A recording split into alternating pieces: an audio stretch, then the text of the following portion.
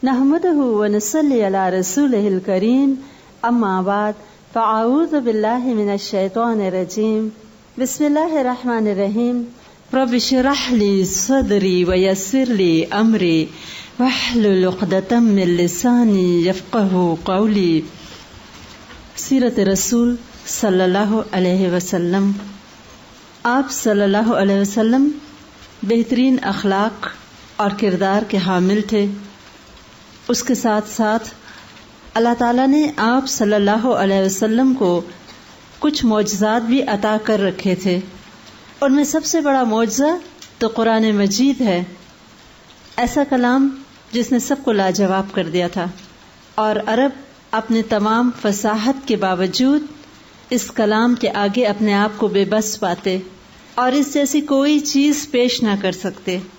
جیتا جاگتا ایک معجزہ ان کے سامنے تھا، اور اس کے علاوہ بھی اللہ تعالیٰ نے آپ صلی اللہ علیہ وسلم کو دیگر کئی معجزات عطا فرمائے تھے، جس کا مشاہدہ صحابہ کرام نے وقتاً فوقتاً کیا، اور ان میں سے چند معجزات کے بارے میں ہم دیکھیں گے. ابھی آپ صلی اللہ علیہ وسلم کے بارے میں ملتا ہے کہ کبھی کبھی جب پانی کی شدید قلت ہوتی، اور عموماً جبکہ سفر کے دوران صحابہ کرام ہوتے، عرب کا ریگستان، خشک علاقے اور بیک وقت کئی 100 لوگ آپ کے ساتھ ہوتے.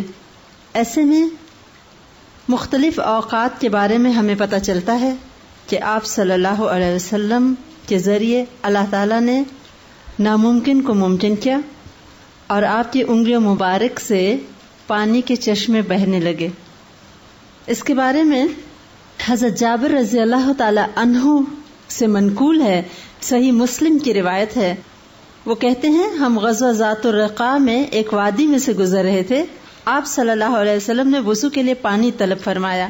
حضرت جابر رضی اللہ تعالی عنہ فرماتے ہیں سارے لشکر میں ایک قطرہ پانی نہ ملا، لہٰذا آپ صلی اللہ علیہ وسلم کے حکم سے جابر رضی اللہ تعالی عنہ ایک انصاری کے پاس پہنچے جو آپ صلی اللہ علیہ وسلم کے پینے کا پانی رکھا کرتے تھے.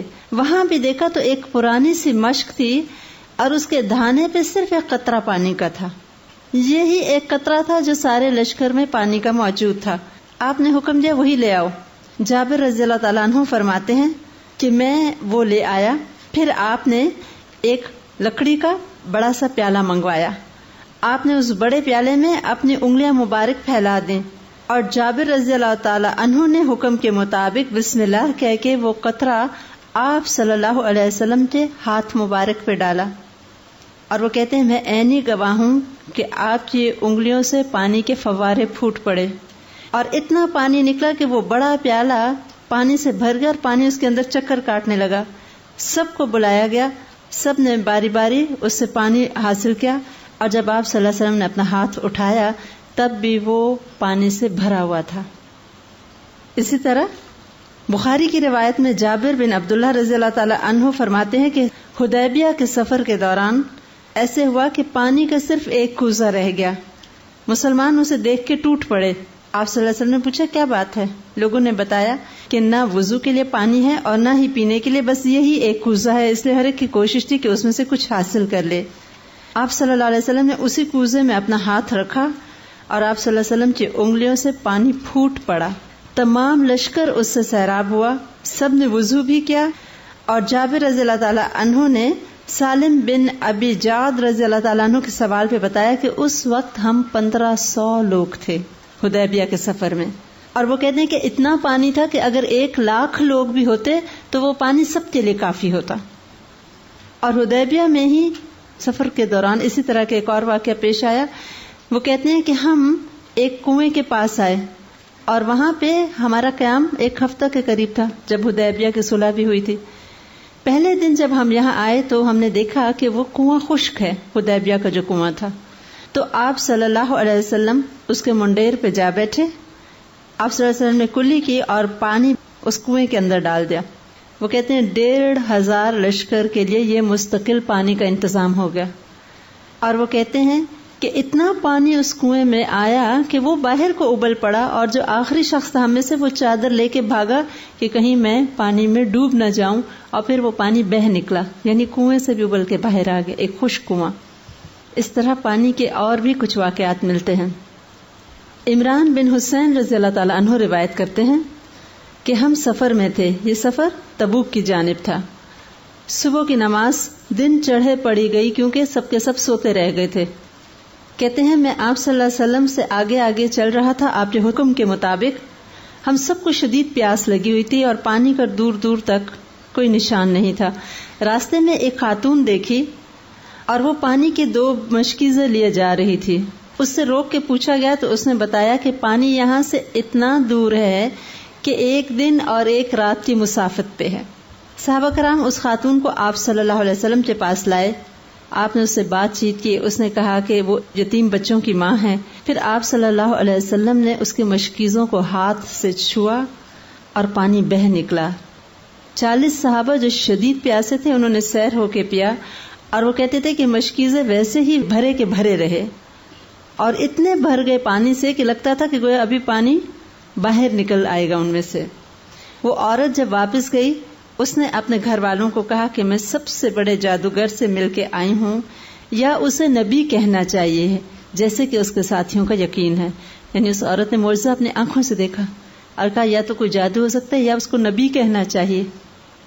اور اس عورت کی خبر پہ وہ دور افتادہ لوگ مسلمان ہو گئے۔ اس معجزے کا اتنی دور تک اثر گیا۔ معجزات تھے تبھی تو کفار مکہ پریشان ہوتے تھے، اور کبھی کبھی آپ کو جادوگر کہتے تھے کیونکہ وہ یہ نہیں سمجھ سکتے تھے کہ اللہ تعالیٰ جس کو چاہے غیب سے اس طرح کے معجزات عطا فرما دے، اور خصوصاً انبیاء علیہ السلام کو تو معجزات عطا کیے جاتے ہیں۔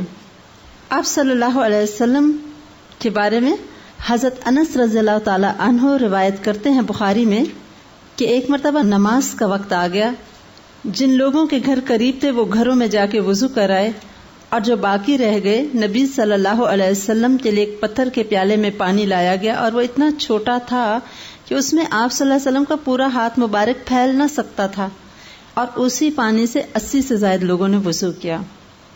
اسی طرح دودھ میں برکت کا بھی واقعہ پتہ چلتا ہے، جو ابو ہریرہ رضی اللہ تعالیٰ عنہ روایت کرتے ہیں کہ ایک مرتبہ میں شدید بھوکا تھا اور بھوک کے ساتھ مجھ پہ غشی طاری ہو جایا کرتی تھی۔ اصحاب صفہ کو ہر وقت کھانا پینا نہیں ملتا تھا، کبھی کسی کے گھر کچھ چیز ہوئی تو انہوں نے لا کے دے دی، یا کچھ لکڑیاں وغیرہ بیچ کے لوگ گزارا کیا کرتے تھے۔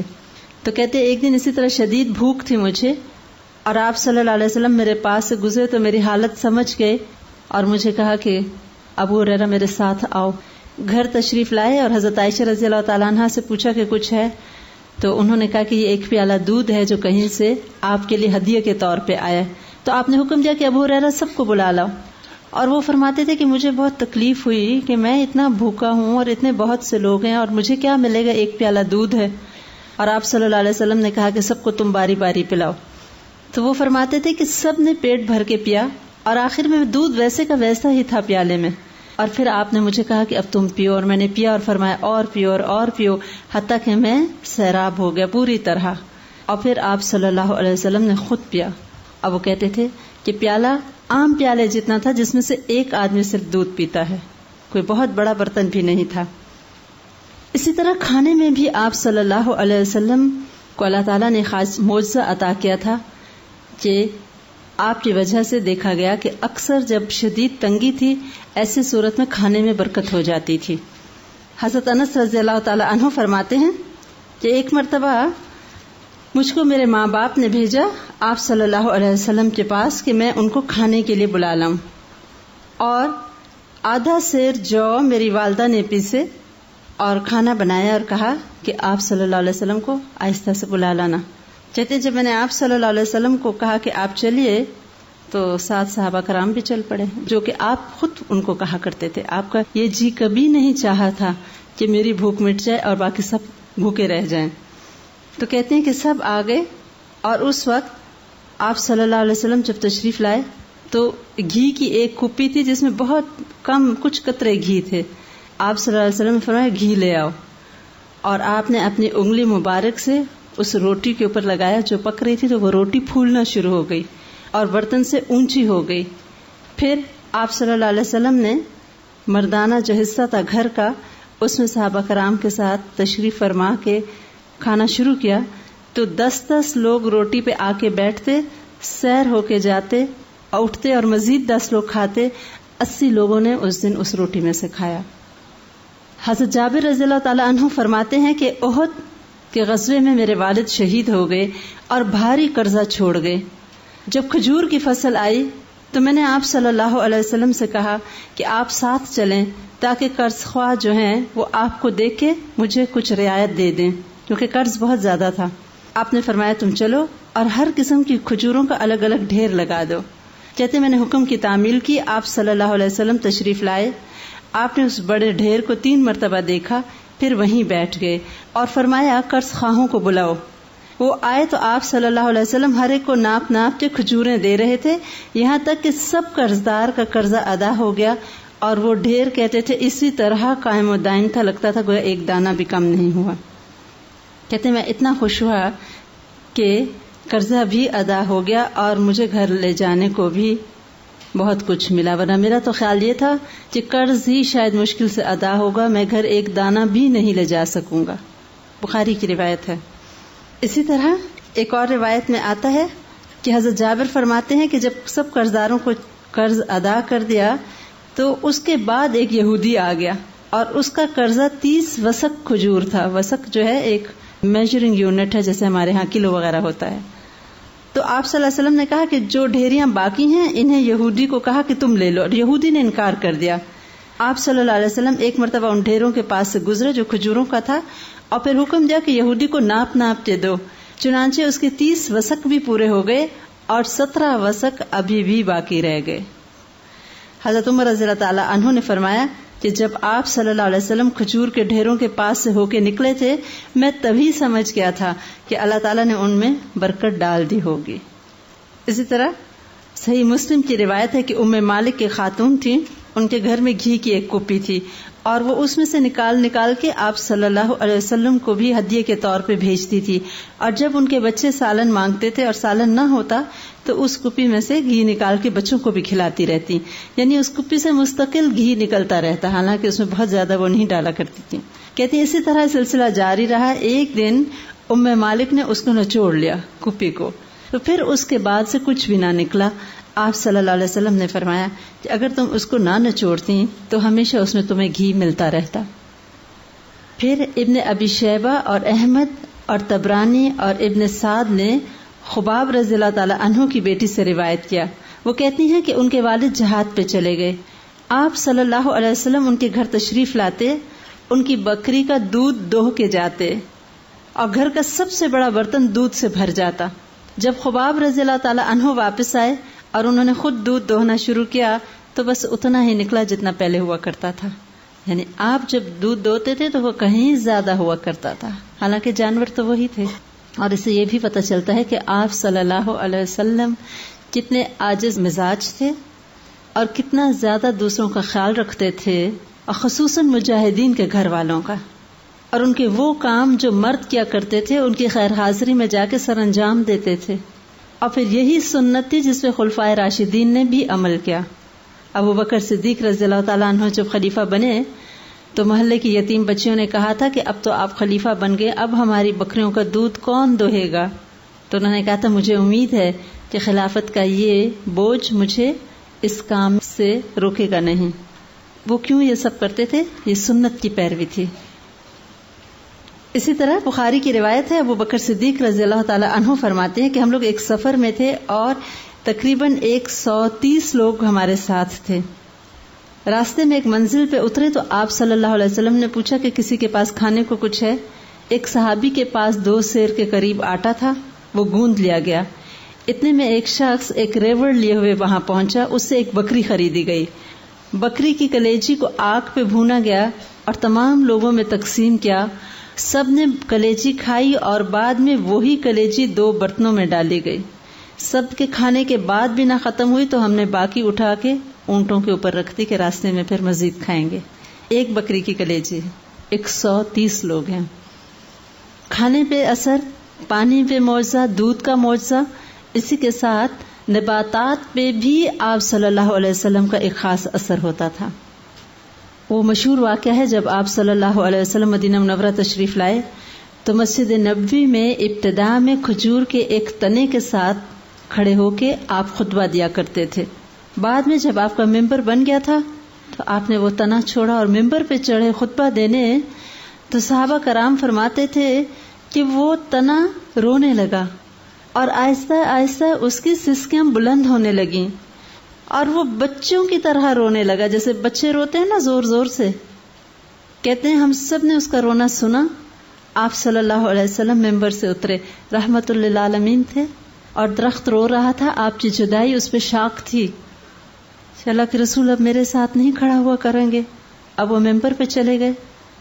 اتنی زیادہ محبت تھی کائنات کی ہر چیز کو آپ صلی اللہ علیہ وسلم سے، اور اس کی وجہ وہ محبت تھی جو آپ کے دل میں اپنے مالک حقیقی کے لیے تھی. اور حدیث قدسی ہے کہ اللہ تعالیٰ فرماتے ہیں کہ جب کوئی بندہ مجھ سے محبت کرتے کرتے میرے قریب ہو جاتا ہے، مفہوم دے رہی ہوں، تو میں جبریل علیہ السلام کو بلاتا ہوں اور کہتا ہوں جبریل میں فلاں فلاں سے محبت کرتا ہوں، تم بھی اس سے محبت کرو. اور پھر جبریل علیہ السلام آسمانوں پہ جو رہتے ہیں یعنی ملائکہ کے بھی درمیان اعلان کرتے ہیں کہ تم سب اس سے محبت کرو، کہ اللہ تعالیٰ اس سے محبت کرتے ہیں. اور پھر ہوتے ہوتے آسمان دنیا پہ یہ محبت ٹرانسفر کی جاتی ہے حتیٰ کہ زمین والوں کے دل میں بھی ڈال دی جاتی ہے. تو انسان بے جان بھی آپ سے محبت کرتے تھے. وہ جب بہت رویا تو آپ صلی اللہ علیہ وسلم نے اس کو اس طرح پیار کیا جیسے کوئی بچے کو چپ کراتا ہے، حتیٰ کہ اس کی سسکیاں اور آہیں بند ہو گئیں. تو پھر آپ صلی اللہ علیہ وسلم نے اس کو دفن کر دیا تھا. اسی طرح آپ صلی اللہ علیہ وسلم نے فرمایا تھا کہ مکہ کے اس پتھر کو میں پہچانتا ہوں کہ جس کے پاس سے میں گزرتا تھا تو وہ مجھے سلام دیا کرتا تھا. اسی طرح ایک مرتبہ حضرت جابر رضی اللہ تعالیٰ عنہ روایت کرتے ہیں کہ ایک غزوہ میں آپ صلی اللہ علیہ وسلم کے ہمراہ تھا. میرا اونٹ پیچھے رہ گیا اور چلتا نہ تھا. آپ صلی اللہ علیہ وسلم نے مجھ سے پوچھا اونٹ کو کیا ہوا؟ میں نے کہا بیمار ہے. آپ صلی اللہ علیہ وسلم نے اونٹ کو ڈانٹا اور دعا بھی فرمائی. وہ سب سے آگے آگے چلنے لگا. آپ صلی اللہ علیہ وسلم نے مجھ سے پوچھا تو میں نے کہا کہ اب تو وہ سب سے اچھا ہو گیا ہے، کیونکہ اسے آپ صلی اللہ علیہ وسلم کی برکت میں سے ایک حصہ مل گیا تھا. یعنی ایک کمیونیکیشن تھی جو آپ صلی اللہ علیہ وسلم بے زبانوں سے بھی کرتے تھے. اور ایک اور مرتبہ آپ صلی اللہ علیہ وسلم گزرے تو ایک اونٹ آپ کو دیکھ کے بلبلانے لگا اور اس نے اپنے مالک کی زیادتی کی. آپ صلی اللہ علیہ وسلم سے شکایت کی تھی. پھر آپ صلی اللہ علیہ وسلم نے اس کے مالک کو اس بات پہ چیک کیا تھا کہ بے زبانوں سے بھی اچھا سلوک کرو. اسی طرح بہقی میں ایک روایت ہے، ایک صحابی فرماتے ہیں میں آپ صلی اللہ علیہ وسلم کے پاس تھا اور میری اونٹنی بہت ہی کمزور اور دبلی تھی اور سب سے پیچھے پیچھے چلتی تھی. آپ صلی اللہ علیہ وسلم نے اس کو چابک لگائی اور فرمایا اللہم بارک لہو فیہا. کہتے ہیں وہ تو ایسی تیز ہو گئی کہ مجھے اس کی لگام سنبھالنا مشکل، اور وہ سب سے آگے آگے چلتی اور میرے لیے اس کو روکنا اتنا مشکل ہو گیا کہ مشکل سے میں نے اس کو قابو کیا. اس کے بعد 10 بچے اس نے جنے. اتنی برکت دعا سے ہوئی کہ تیز بھی ہو گئی اور اتنے بچے اس نے جنے. اسی طرح ایک اور روایت ہے کہ سفینہ رضی اللہ تعالی عنہ سے جو آپ صلی اللہ علیہ وسلم کے آزاد کردہ غلام تھے، وہ روایت کرتے ہیں کہ انہوں نے سمندر کا سفر کیا. کشتی ٹوٹ گئی اور ایک تختے پہ بہتے بہتے وہ ایک ساحل پہ جا پہنچے جس کے ساتھ ہی جنگل تھا. اس جنگل میں سے ایک شیر نکل کے میری طرف آیا. میں نے کہا او شیر، میں رسول اللہ صلی اللہ علیہ وسلم کا غلام ہوں.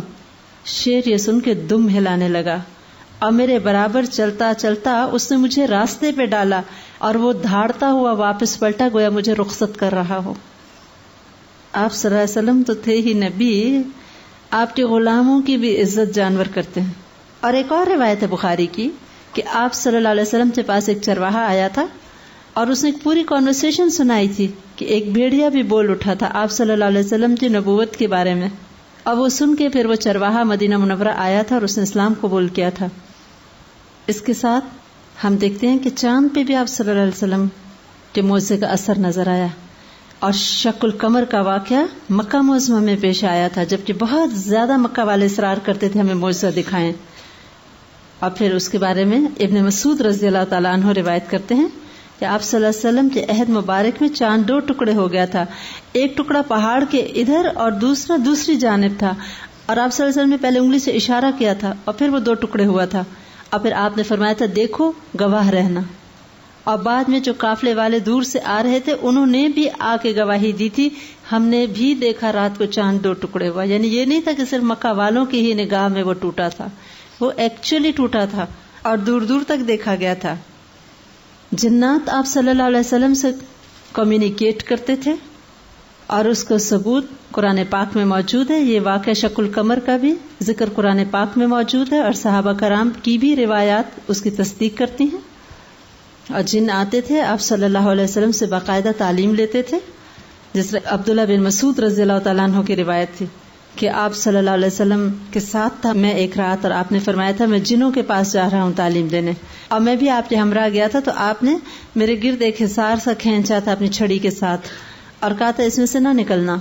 اور پھر میں نے دیکھا کچھ دور آپ گئے اور بہت سے لوگ آئے مختلف سی شکلوں والے، اور وہ جنات تھے، انسانی شکل میں آئے تھے اور انہوں نے آپ صلی اللہ علیہ وسلم سے تعلیمات حاصل کی تھی. اور پھر وہ پلٹے تھے اور انہوں نے اپنے قبائل میں پھر تبلیغ کی تھی. ساری دنیا مانتی تھی لیکن کچھ بد نصیب نہیں بھی مان رہے تھے، سب کچھ ہوتے ہوئے بھی. لیکن ہمارے لیے یہ باتیں ایمان کو اور بڑھاتی ہیں. محبت اور آپ صلی اللہ علیہ وسلم کی عظمت دل میں اور بھی آتی ہے. آپ صلی اللہ علیہ وسلم کے پاس ایک غیبی تائید تھی، لیکن اس کے باوجود آپ بالکل ایک بشر کی طرح دنیا میں رہے.